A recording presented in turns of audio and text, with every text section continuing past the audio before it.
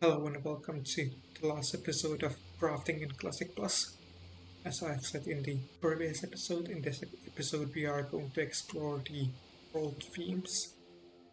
There are only four world themes. There's Classic, which we've already seen in the many different worlds. There's Night, there's Winter, there's Night, there's Hell. We are going to start with the last one, which is Hell in Endurance. Now, from what I can tell, the themes don't bring too many differences to the world. They seem to be mainly cosmetic. For example, we've got a red sky instead of the normal blue one. You also have these red bunnies instead of the regular ones. And another thing that seems to be present here is that the water is replaced by lava. We can see this when using the sort of X-ray texture packs to look underground, because there are no planet caves, only lava lakes underground. Another thing that seems to be different compared to the classic original world is that there is no grass, which means that we don't have access to sort of. Now, the first thing that I would like to look at are slimes, which, just like bunnies, have got a special skin in Hell worlds. They are sort of all red, basically lava slimes, sort of. And the second thing that I would like to check out is to see if magma and corals appear in the lava lakes. Unfortunately, I can't check by the lava because the vision is obscured like this, so I have to use the lava sponges to clear the lakes a bit. And it appears that no magma, coral or gravel blocks appear in the Hell world, which means that the themes bring more differences than just cosmetic ones. And it means that in a Hell world, at least in an original world, you've got like no grass, which means that plants are renewable. So for example, you have access to oak trees, then you don't have access to cave trees, and vice versa. The flowers are renewable. You don't have access to gravel, which means no bricks or dyed bricks. You don't have access to corals, just no sponges. You don't have access to water, which means that you don't have obsidian. And I think that's everything you don't have access to. One advantage might be though that I'd like to access. Well, you can quite easily find lava, so you can quite easily get glass, but I'm not sure if it's a big enough advantage to warrant using a Hell world instead of original world. I mean, a classic theme. Anyway, now it is time for the next theme, which is night. But before we visit a night world, I just remembered that there is one more thing which I've missed, which is the rain. And as you can see, the rain is red in a Hell world, and it doesn't seem to damage you. I thought it might, because in NDEF Plus, the rain in Hell world does damage you. But anyway, this should be everything for the Hell world. And lastly, we are going to check out the winter theme, which I believe is the most interesting one. So I'm going to check it out in Endurance.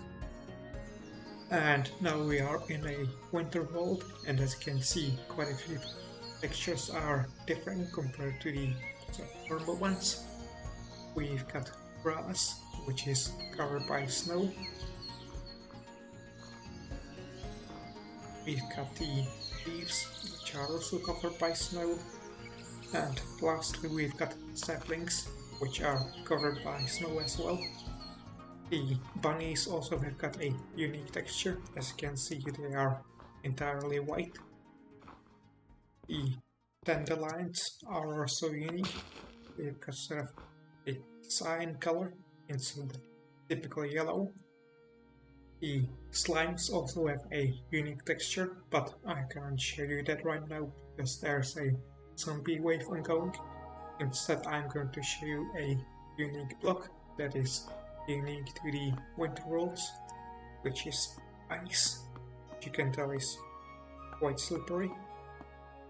And from what I know, the only way to obtain it is by using the silk touch. So if you break it normally, you get water, but with the silk touch you get the ice block, which means that with this you can basically fly the level, I believe, because if I just place it, let's say over here, and break it, it should start flying the level eventually. There we go. It should spread a bit more after a while. Another thing that is unique to snow worlds is that it snows instead of raining. Now, you should remember like the previous episodes that rain makes plants grow on the grass. However, this does not seem to apply to snow, as I've tried in this world and no plants have grown. I've also tried in another world if sort of water freezes into ice.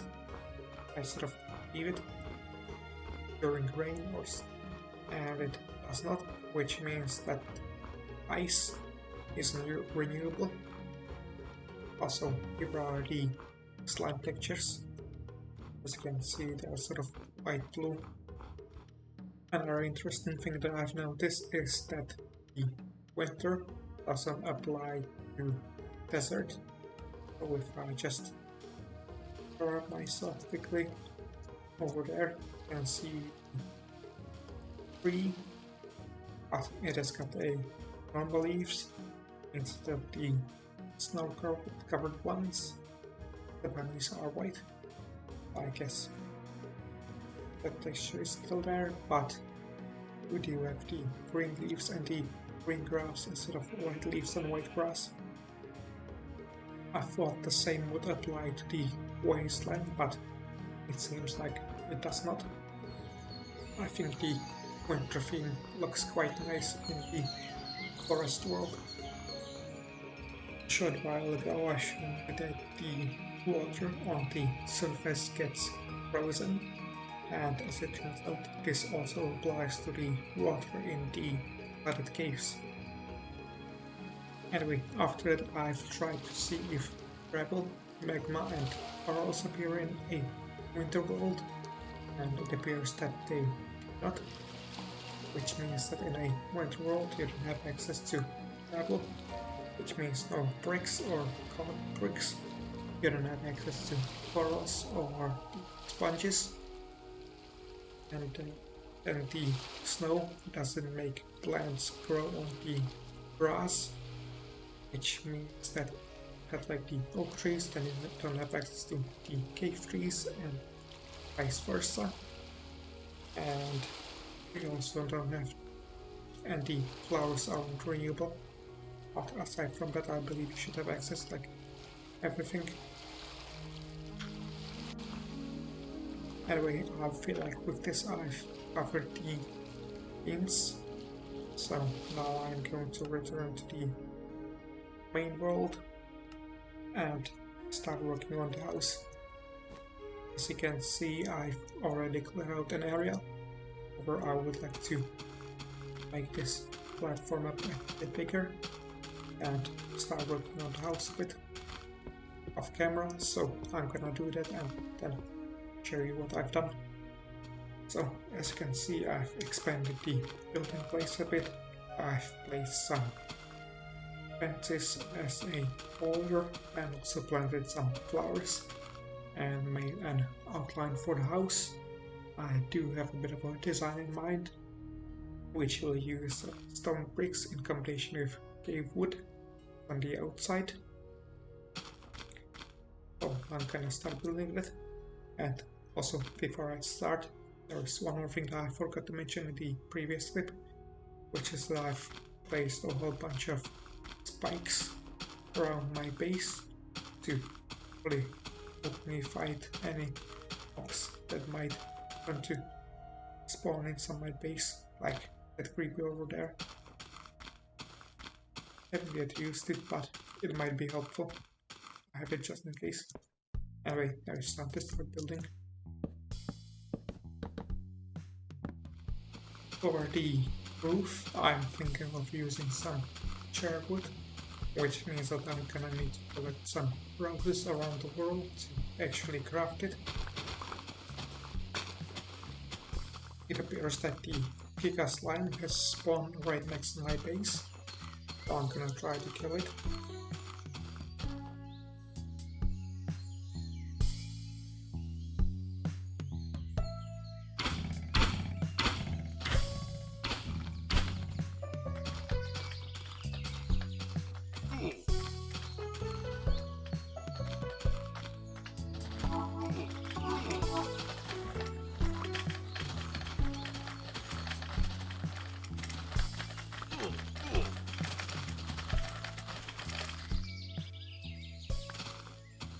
Ah, there we go.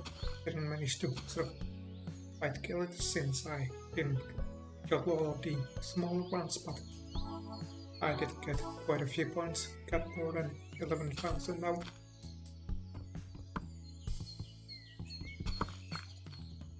And now it is time to craft some cherry wood. Now, while playing this mod, I discovered a good way to craft, or just to sort of stand above the crafter and just place down the blocks. That way I don't need to keep jumping and I can just keep placing the blocks like this.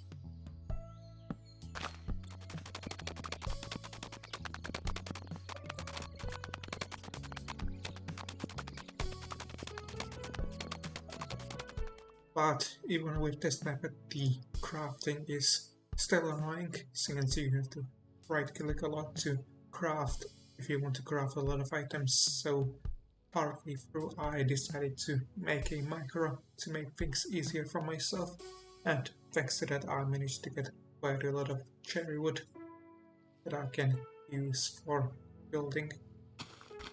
And it seems a spider left a web inside of my house, quite rude, and in my garden as well.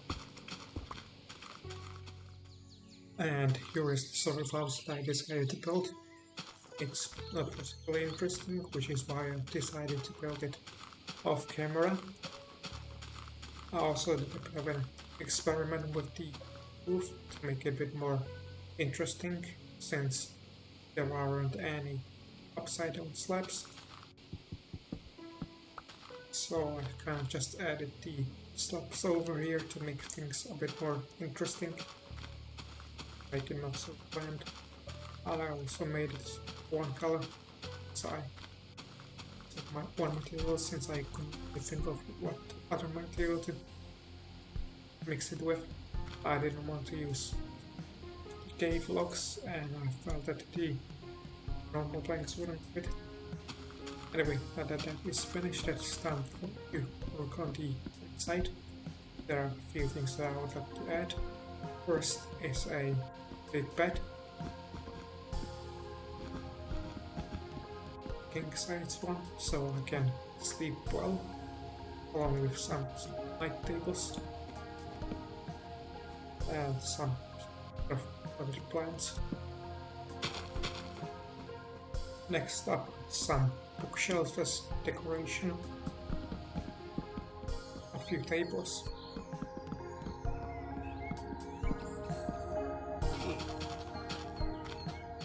some more plants, a door to separate the rooms, And after that I decided to add a carpet to the room, some rafters, and I've also decided to turn the other room into a bathroom, for which I've used some iron blocks to make a bathtub, toilet, sink, and some fences to make some blinds so that people can't see me when I'm waving. Anyway, with that I think the house is finished, so I'm gonna move on to other stuff.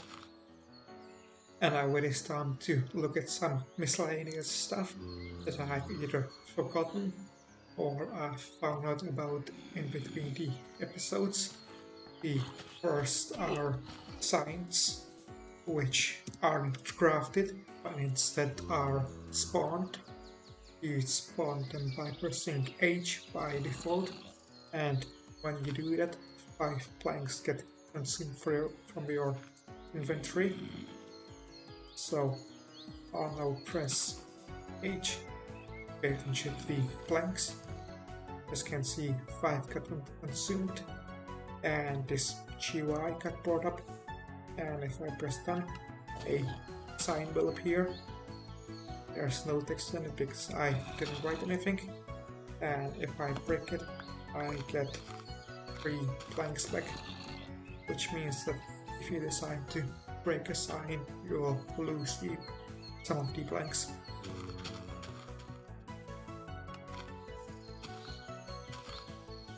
There we go, much better. I've also decided to add a sign over here. Another thing that I've found out about is the crafting recipe for the jump pad is crafted with a red cloth and a stone block, like so. And just as the name suggests, it is a block that makes you jump very high when you step on it. Quite very high, so you need to be careful not to get hurt.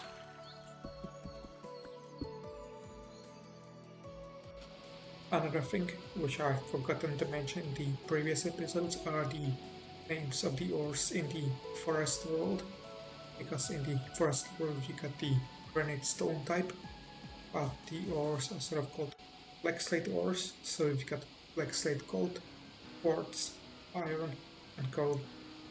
Not particularly interesting, but I wanted to mention it. Another thing that I figured out is how the blocks in the case world work. You might remember me showing you that when I, for example, break this moss block, the rocks below it turn into moss, but if I place the moss back, it turns back into rocks. And the reason for that is because the blocks in this world have got 3 different IDs. You've got the moss at the top, which has got an ID of 104, which you can see if you look at the top left corner. But the blocks below it have got ID of 106, but not all of them, because if I go deep enough, they've got ID of 105. So basically this, simply put, the moss has got E of 104, the rocks have got ID of 105, and then there's also a special block with ID 106, which changes its appearance based on whether or not it is exposed to light, and the block drop is also influenced by it. So that's how it works. So for example, if I break this rock now, it's got ID of 106, but it drops rocks which have got ID of 105, and this over here has ID of 106, but it's exposed to light, so it will drop moss. Hopefully it makes sense. The next thing that I like to do is to try if I can make barrels of different wood types. So first we've got cave wood. I can. Next we got cherry wood, which doesn't have its own So I'm gonna try both cave blocks and normal blocks. Oh, this is stored. I forgot about that. So let's try normal block. And that didn't give us a burrow. And lastly, I would like to take a look at the unobtainable blocks, which I've obtained by switching to creative, and I've marked them using bedrock. So firstly, we've got some unexpected things which are unobtainable. For example, we've got light gray and dark gray glass, because the dark gray glass can't be crafted. So by extension, you can obtain the light gray glass. And another thing are the ultramarine blocks. None of these can be obtained. Then there are also some less surprising things like the command block and bedrock.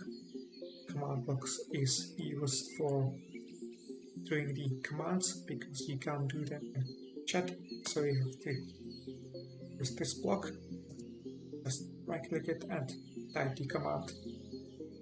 The other blocks, which are surprisingly unobtainable, are the concrete block, which cannot be crafted, and the snow block, which can be crafted or found in any world, not even in winter worlds, which is quite surprising. And after that, there's the bio-nuke, which basically kills all mobs in a level. So for example, I can spawn a creeper, activate the bio-nuke, and the creeper just dies. And lastly, there are the lava and water blocks, which you can get in creative, but obviously not in survival. But with water you can at least get the ice block in winter worlds and use that. But anyway, that will be it for this episode and this series, as I believe I've done everything that I've wanted to do. I've shown you how to obtain all of the blocks that can be obtained. I've shown you blocks cannot be obtained, and I've also shown you some other mechanics. So I'd say that's enough for this series. It was quite short. While working on this series, I've also put together a document which details how the various blocks can be obtained. So the link to that will be in the description, so you can take a look at it to figure things out, so you don't have to watch all of these episodes if you don't want to. But hope you like this. Hope you like this series, and I'll see you in the next one.